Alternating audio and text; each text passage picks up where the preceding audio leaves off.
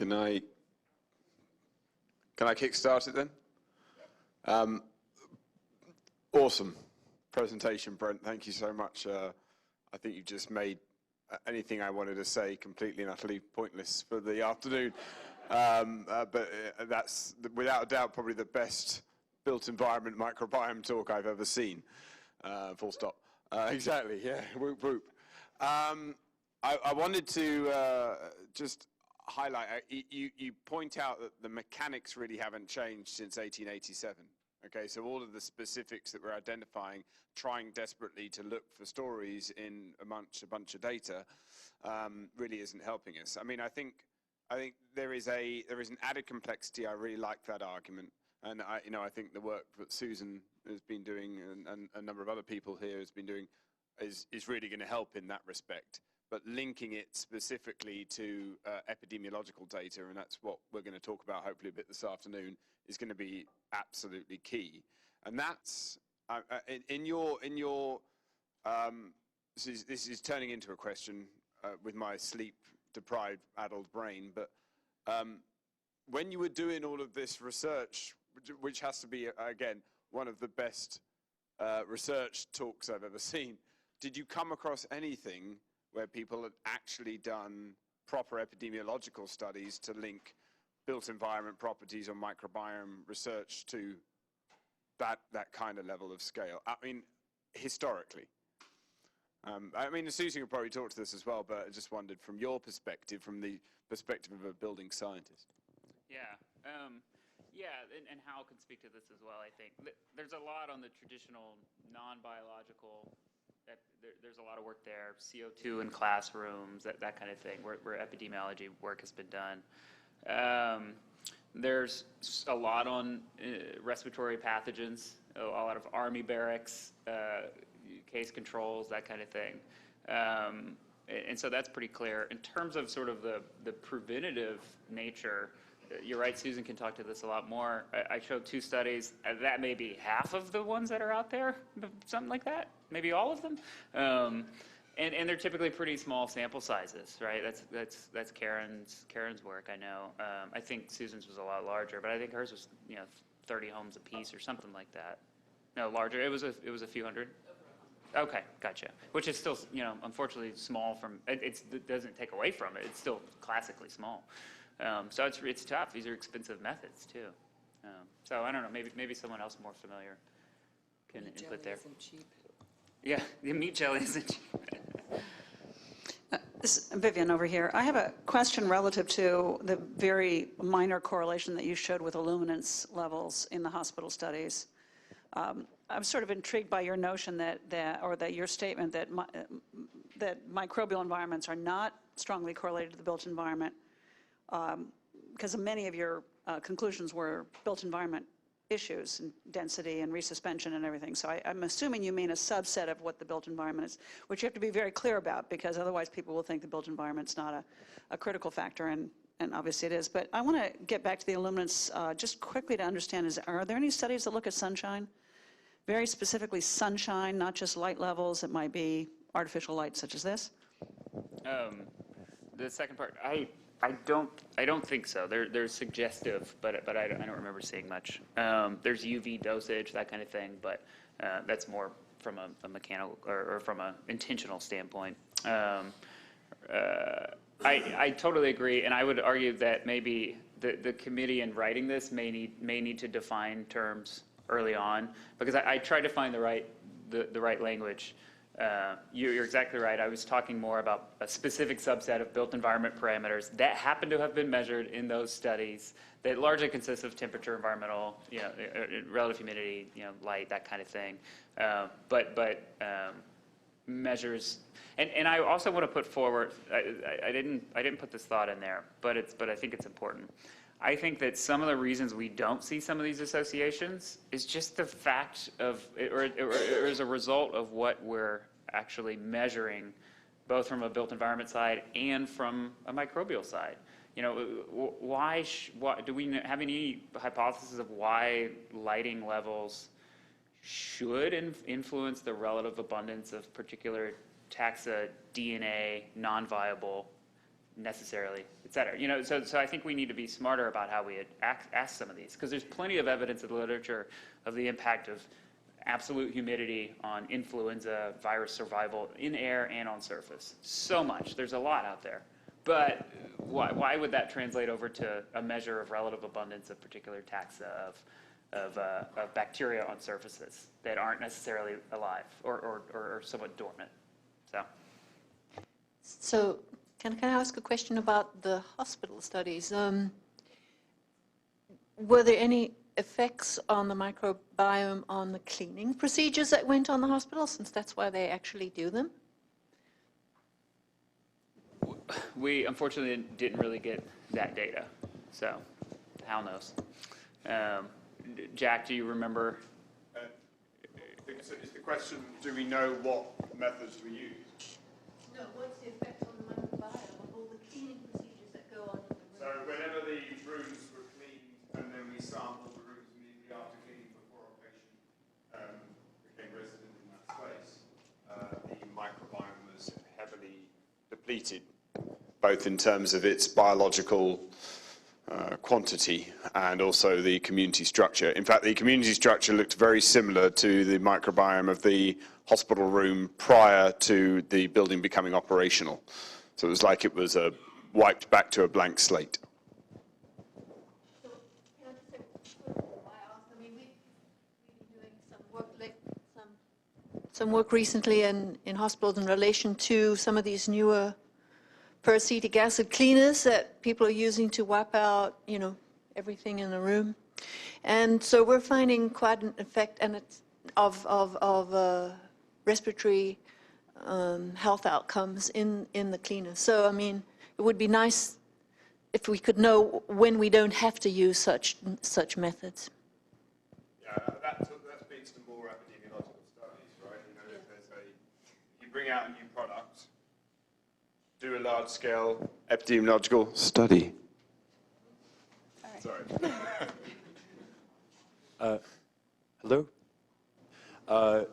Yeah, thank you very much. I really appreciated the points at the end about using sort of the probiotics and sort of having that conversation about how we optimize sort of the microbiota and the microbiome in these built environments. Do we sort of know what sort of the optimal, is that sort of one of the major next questions? What is an optimal microbiome? And that sounds like such a broad question. It's sort of complex than that. There's differences between the air and the surface and the human and all of that. And also, and then how is, what sort of, I was also a little bit perhaps discouraged by the fact that some of these built environment designs weren't having so much effect on the built environment. So is there more efforts to look for new sort of built environment sort of design approaches? So the first one, I have no idea. And I think there may be like a drinking game going on for how many times someone asks what is a healthy microbiome? But I'm not the right person to ask that. I don't know what that is. More lactobacillus? I don't know. And just to be clear on the second point, I think building design and operation can have a really big impact, particularly on indoor air communities. Surfaces you might not see as much, but that sort of makes sense. So my argument was that it actually does have a big impact, and so my terminology is off here, again, because this is right off of Vivian's.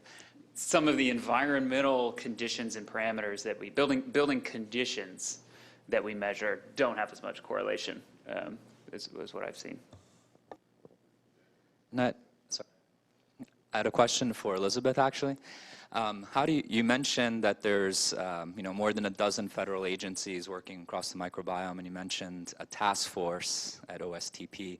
But speak a little bit more on how you plan to coordinate those research efforts, especially in a budget-constrained environment, and how does it trickle from a higher level discussion to, say, some of the program managers that decide what to fund?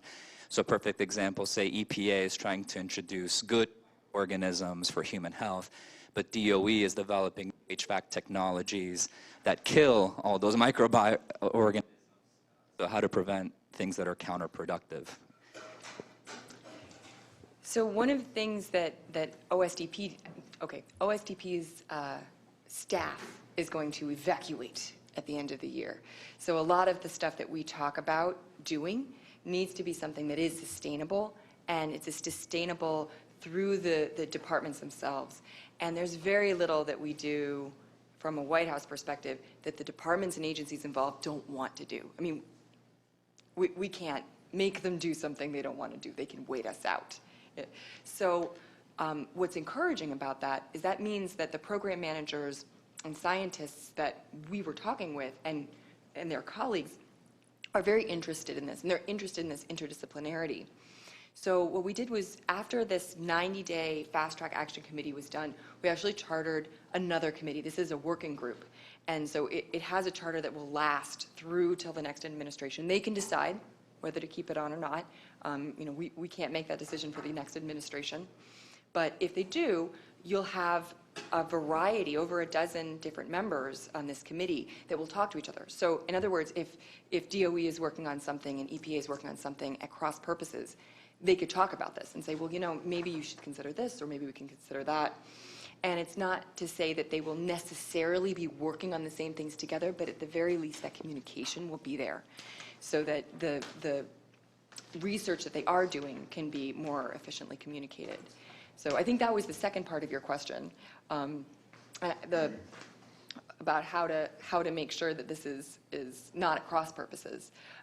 Maybe the first part was more about the sustainability and the budget constraints. So we're also working within congressionally appropriated funds. And we're not using funds that Congress hasn't specifically said, you need to work on this project with this money. So what ends up happening is we're not telling agencies or departments to invest in anything that they wouldn't already be investing in, just to have that thought process of let's talk about this in the context of probiotics, in the context of what other agencies are doing. And in that way, we also managed to develop a large coalition of stakeholders. There are a lot of people that are really interested in this that can go to Congress themselves and say, by the way, the microbiome is really important for our industry, because it is. I don't think there are too many Congress people who think Sherwin-Williams is so interested in microbiome, but they are. So this is this constituency of scientists and companies and foundations that are all pressuring the government in different ways to make sure that this is a priority and remains a priority. Does that answer your question? Great. So one of the things with having these kind of population-based studies is that we're looking for these smoking gun specific built environment factors that explain variation across the entire population. And one of the approaches we've been taking in the human microbiome is, rather than looking for that, looking for multivariate patterns of multivariables that explain subsets of variability in, for example, the built environment microbiome. And so I think one of the things we need to think about moving forward is looking at variables that explain us, that have small effect sizes in isolation when you take them univariately, but using these as using groupings of these variables that collectively begin to explain the heterogeneity and patterns of microbial presence in these environments. And I'm not sure that you've come across, Brent, any of that in the literature that you presented, but it's a building concept in the field of microbiome research, that instead of looking at these single univariate variables, to try and build these kind of latent classes or groups of variables that explain beta diversity. Yeah, I like that approach. I think there's a lot of room for, just like a lot of this work has been sort of on the microbial side, has been enabled by the development of statistical tools and so forth. I showed just a bunch of unifrac plots and diversity measures and stuff, right? I think very little attempt has been made, if any, on the built environment side from a microbial perspective. I would also ask, ignorantly, do you do the same in terms of explaining your microbial community measures and the health outcomes? Is that where that kind of originates? So it's not just a single higher relative abundance of a particular. Okay, yeah, I think there's a lot of room for exploration there. Let me interject. We're going to do 2 more questions and take the break because obviously many of the questions that are coming now are going to be permeating all afternoon, and we need to stay on some kind of schedule. So 2 more questions, then the break. So I'm wondering, when you were looking across the studies and looking at those studies, did gender ever factor into any of the studies? Yeah, yes, seldom, but yes, more recently. A high-profile paper, I don't know, in the last year or so, found more, vaginal related, or you could identify a dorm room based on finding vaginal related, microbiota, and the male rooms were dirtier.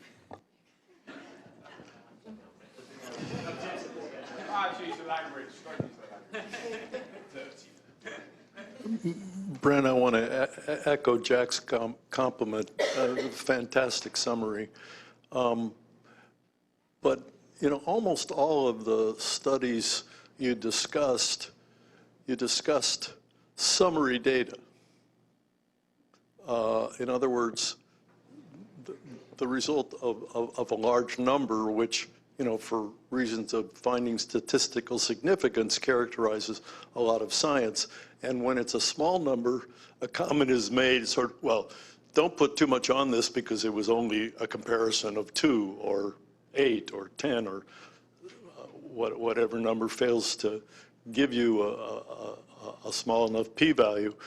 And most of the microbial ecology studies recently are based on genus level identification. And I'm really curious to know if you take it down to the species level, if you still would find the same thing. We know from the work in indoor air quality for many years that if you look at TVOC and as opposed to individual chemicals, that you can get very different outcomes. And one of my concerns about a lot of the work that you summarized is that it's a summary of things, and I sort of echo Susan's comment. The individual differences are potentially important, and without looking at that scale of resolution, we may miss very important differences. And so I shared a cab with Susan in from the airport last night, and she told me, we were talking about diversity, and diversity in the gut may be an indication of a healthy microbiome, whereas in the lung, the opposite would be the case. So the White House has taken this to the next level of generalization, calling it the microbiome.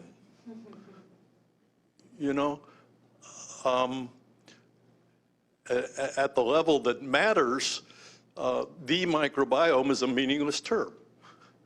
So I just wonder if in the studies you looked at, when you look at culture-dependent methods, you can get higher resolution. Not surprising that you find a lot more organisms, but you don't know whether they're alive or dead, and you don't know really what the abundance is other than the number of hits on the 16S RNA or whatever. Right. So I think from what I saw very little. I've seen very little. I've seen very little species level, identification in the last few years, because that's just not what these tools apparently can do very well. I think what I would like to see is the same thing where I kind of argue that, and Jordan Petchia makes this point really well, where we have all these tools, we might as well use them, and kind of, you almost wish every one of those studies, I would say every one of those studies had the same framework.